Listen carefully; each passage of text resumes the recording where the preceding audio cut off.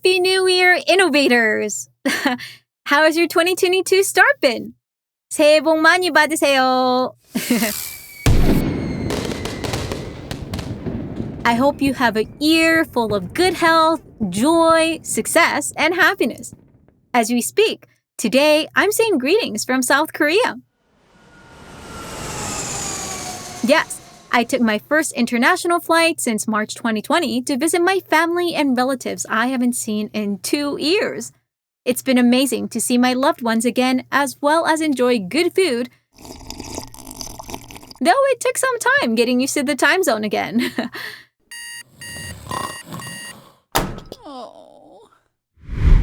I share this because as I adjust back to the new culture and new norms back in Korea, I'm reminded of the importance of inclusion. Diversity, equity, inclusion, justice, and belonging, often shortened as DEI, is something we're all hearing and learning more about, but still have a lot more to learn. This is why, when we covered Inclusion Dilemma in Season 1 in April last year, we reflected upon how, despite good intention, many leaders and organizations struggle to create inclusion. Creating a workplace for all is not an overnight journey, which is why the constant care and development is important. But so is our workflow. Yes, and how we work. Today, I want to dive deeper into that. Not just about how we create a workplace for all, but how we design a workplace for all, and what we create, how we serve, and what we do each day. Hi, I'm Monica Kang, founder and CEO of Innovators Box, and your host of this podcast, Dear Workplace. Welcome to Dear Workplace.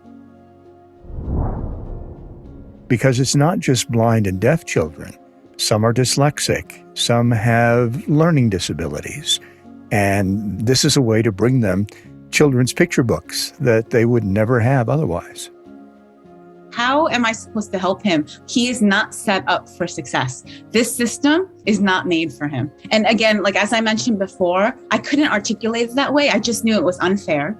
I was like, I have to do what I can to be a good influence to him. And that was actually what made me go into counseling because I said, at least I can help him cope.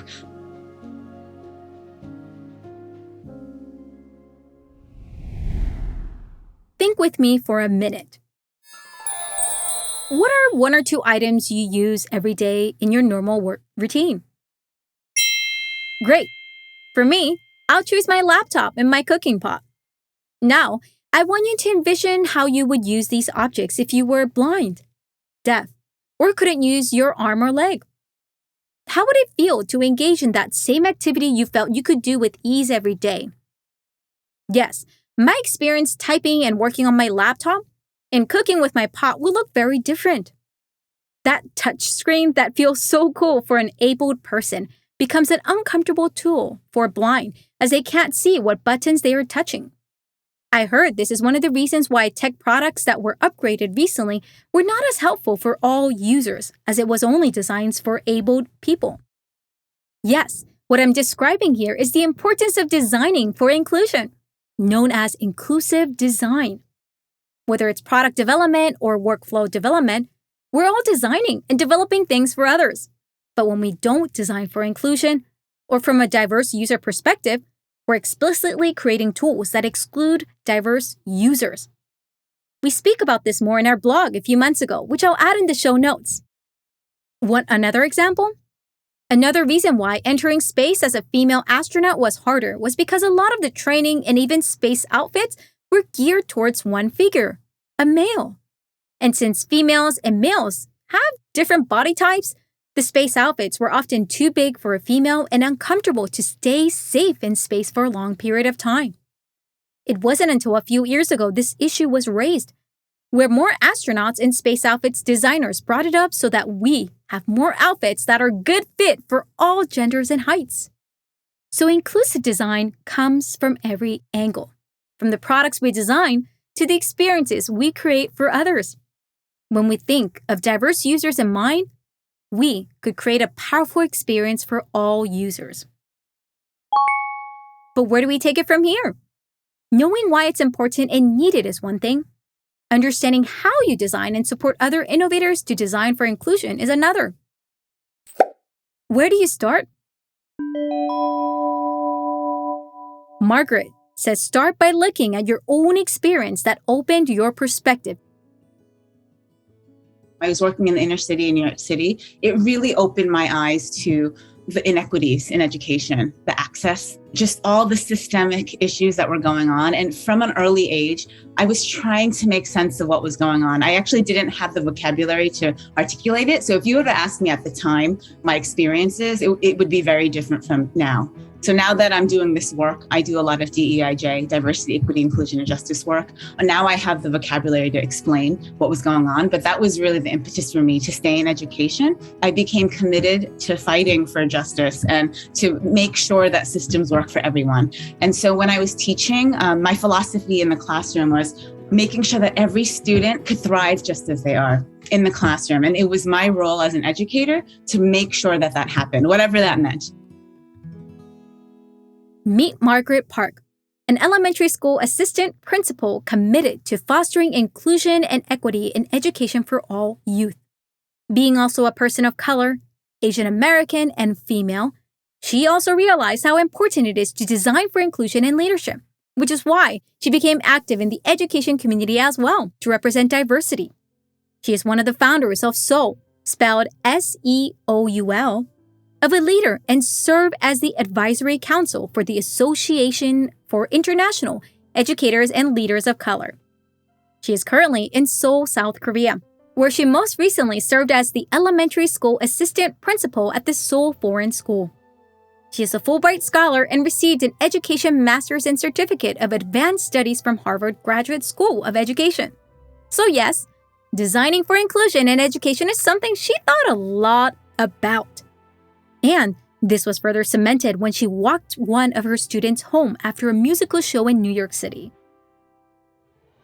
One student, I'll just name him Juan for now. Juan was one of my students. His experience mirrored a lot of my students, and it really changed how I viewed my teaching. And so basically, I took my students to Lion King on Broadway. I was very lucky to get tickets for them.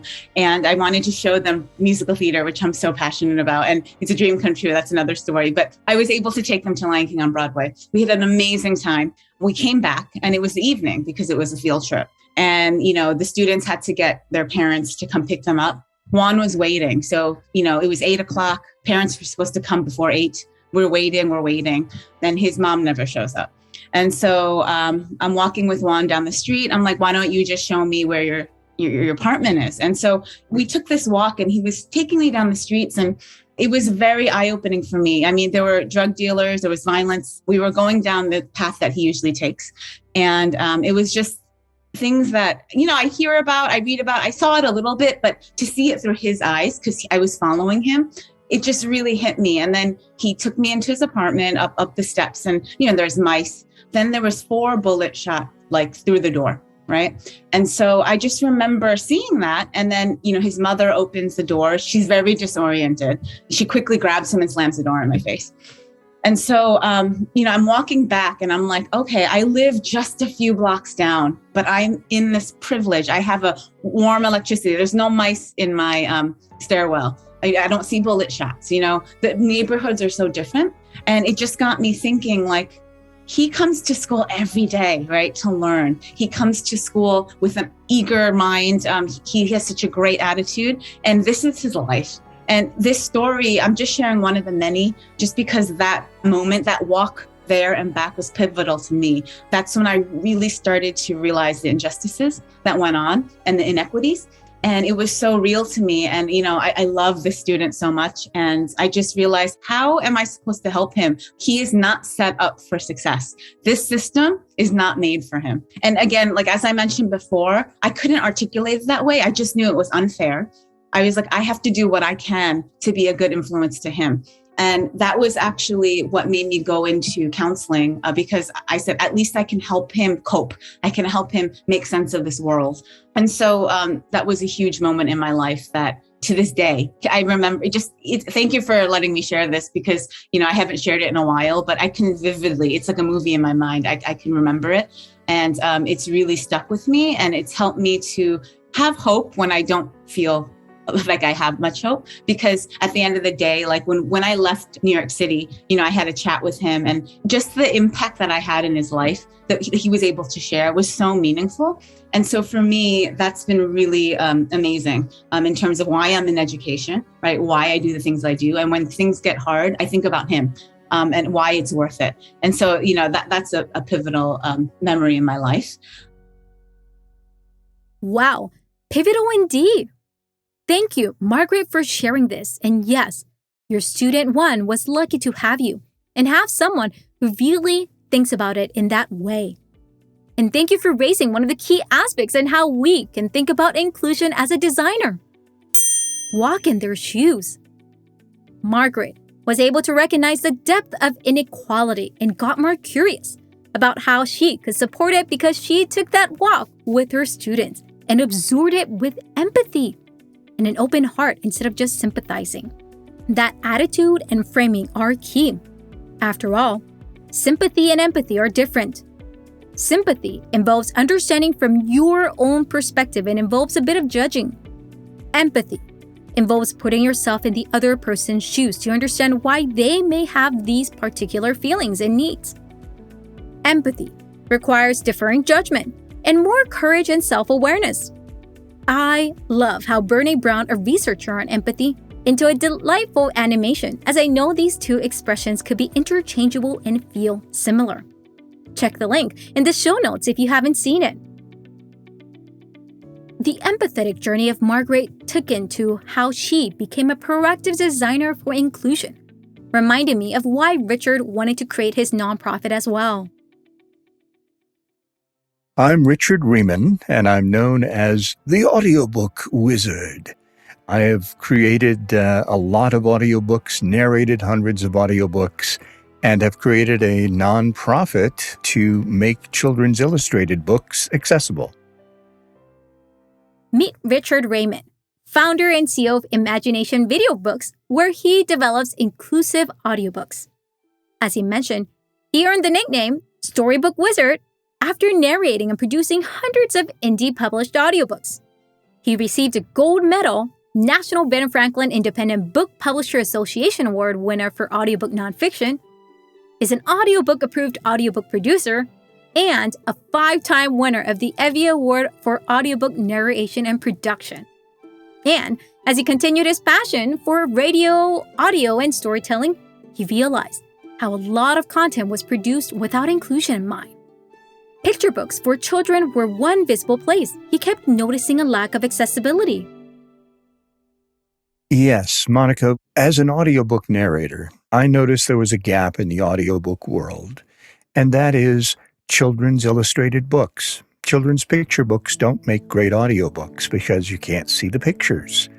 And I realized I was a ski guide for blind skiers, actually. So I had a lot of blind friends and friends who were visually impaired, had some sight. And I talked to them about, did you get a chance to experience illustrated picture books? And they said, not really. Didn't get into audiobooks until they were chapter books. And I said, well, if we combine audio description, which is happening and growing right now in the world of movies and TV shows and theater, audio description for the blind, with these illustrated books, we can create a new experience, which is we can bring children's picture books to audio and to video by adding description of the pictures. Yes. You may have noticed most audiobooks are the narration of the text, but not the illustrations, which means if you can't see it, you won't be able to envision the full story of the pages are trying to describe. Richard, why is making picture books more accessible so important? Well, it's an incredible development time for children. Ages 3 to 8 is actually where we're targeted. We want to bring stories to them, not just entertaining picture books, but stories about children with differences, stories about children who have overcome some challenge in their life. So the books we're after are relatable to these children at a time when, especially if you have a vision problem or a hearing issue, that you can experience these illustrated books in a way, and they're for sighted children too, and hearing children. But this gives them a way to experience and also learn at a time when educational development of children with challenges is critically important. Indeed. Richard's work is helping children experience inclusion from an early age. Being able to access the wonderful imaginary lands is not just a nice to have, it's a must have to let them know they are valued, appreciated, and heard. Not only that, but it also shares all children that they have the right to access creativity, imaginations, and more early on.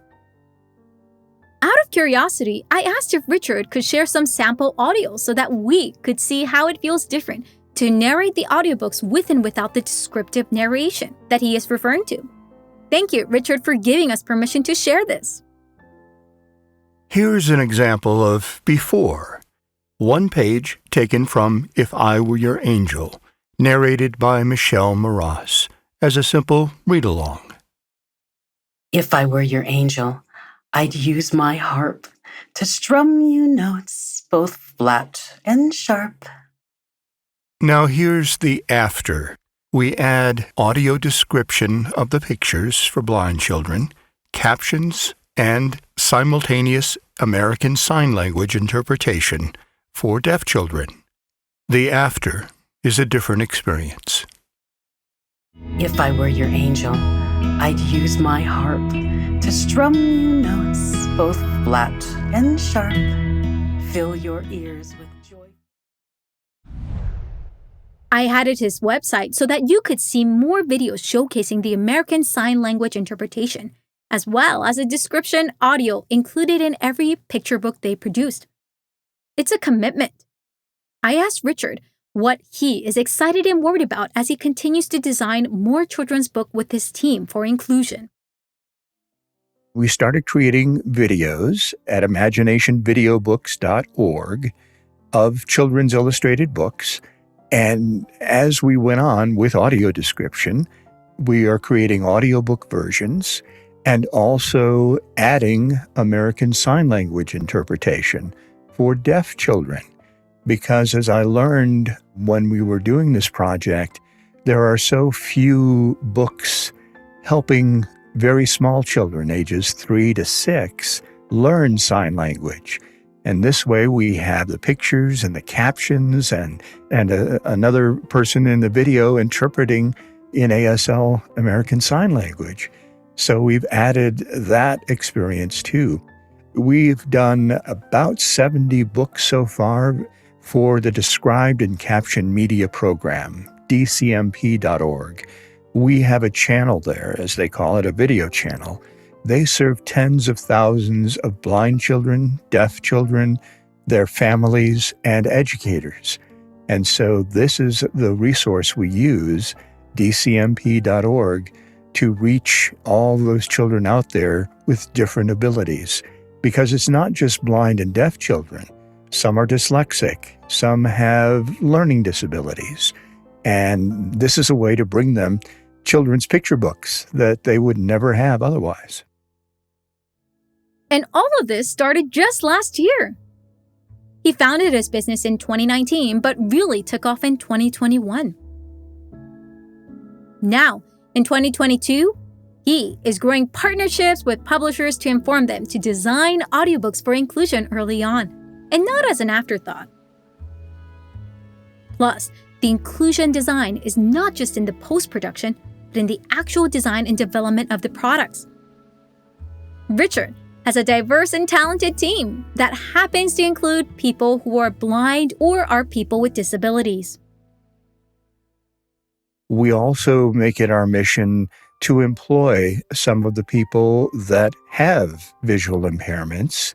We have a dozen narrators who are visually challenged. A couple of our audio editors are totally blind, so they're helping create these products. And there's no reason why we can't expand picture books into the audiobook world.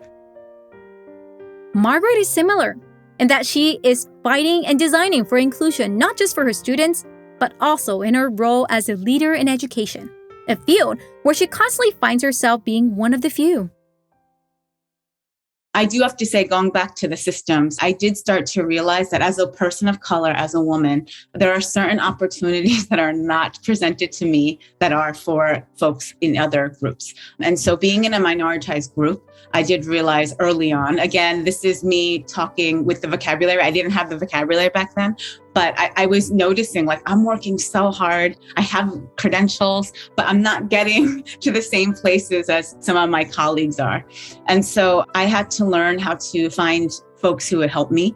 And so get those mentors and sponsors, like folks who would open up doors for me, but also folks who would actually show me the ropes. And so I've been really lucky where folks would actually help me out. Every setting, school, institution, professional setting, I've always had one or two people that I developed close relationships with that would help me on that road. And that's opened doors, and that's always helped my decision-making process. Don't let being one of the few stop you. Use that as a fuel to be a designer for inclusion and builder for all. And a skill you'll need no matter what inclusion you are building is a skill we spoke about in our last episode, self-awareness. I asked Margaret how she honed her self-awareness skills to have such a strong, clear drive. Answer: it takes time, but it's so needed. I love that question because I think it is so important for especially leaders to have this critical self-reflection piece. No, I did not grow up with that skill. It was not modeled for me. It was not taught to me. I was actually taught to just stay silent and not express my feelings. I shared this with my students a lot. When I was a counselor, I literally taught feelings, and they'd be like, Ms. Park, why are you teaching us basic feelings? I'm like, because it's important to label your feelings and actually identify them. Because I never had that growing up, and it's so important. I think a few things. I have siblings who are incredible. They're intelligent. They read a lot. They engage a lot with people, and they've been my mirrors. Actually, having my brother and sister, they've actually been a huge part of me reflecting, because when I wasn't reflecting, they would just call me out. And so I would get really offended at first, but then I would always realize everything they said had truth to it, and I would actually become a better person. And so just having them in my lives, they kind of created space for me to critically reflect. And so that's definitely been a huge part in that. But also my counseling background has been huge, because in order for me to talk about feelings and help other people talk about feelings, then I have to do it myself. So I actually took courses. I did role playing. I read. I intentionally did exercises to myself. I even went into my own therapy to help me reflect on my own life. And so I thought all those things combined helped me to critically reflect. Yes! Thank you, Margaret! It takes humility, courage, and a lot of practice to hone our self-awareness. But this helps us understand how much of what we do, design, and lead is coming from our lens of how we show up, which is one point of view and not all. To constantly design for inclusion, we have to be aware of our own views and accounts for all the other views and experiences. You may be surprised how even that simple meeting routine you have with your team will feel so different when we design for inclusion. So what are you waiting for? Jot down a few action items today and start designing for inclusion. Find from your experience where you see gaps and lead with empathy and an open heart to listen to how you design for inclusion. I can't wait to see what world we create because of the actions and intentions you take each time. Thank you, Margaret and Richard, for taking a moment to share your story and joining our show. Please take a moment to learn more about their work and support them in their journey for inclusion. I put their information in the show notes so that you could connect with them. Thank you all for joining us today at Dear Workplace as we reflect on designing for inclusion. Next week, I'm eager to dive into how we rethink our career journey. How do you create your own career path? And what can you do to create new jobs if you don't see opportunities for yourself? Curious to learn more? Join us next week at Dear Workplace. This is your host, Monica Kang, founder and CEO of Innovators Box. Have a wonderful New Year start, and I'll see you soon. Happy New Year.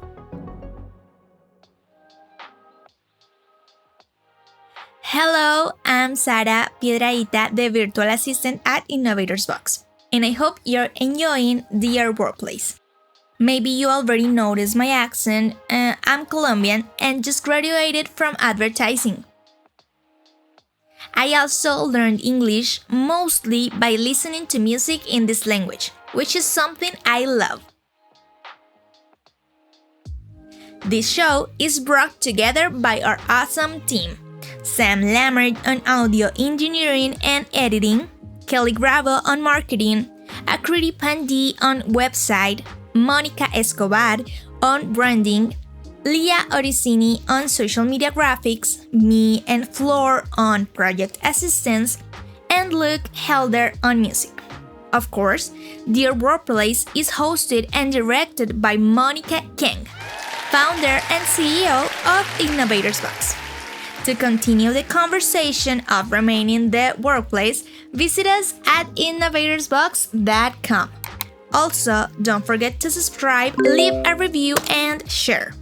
We'd love to hear what you enjoy and what I can convince Monica to talk about in our next episodes. See you next week.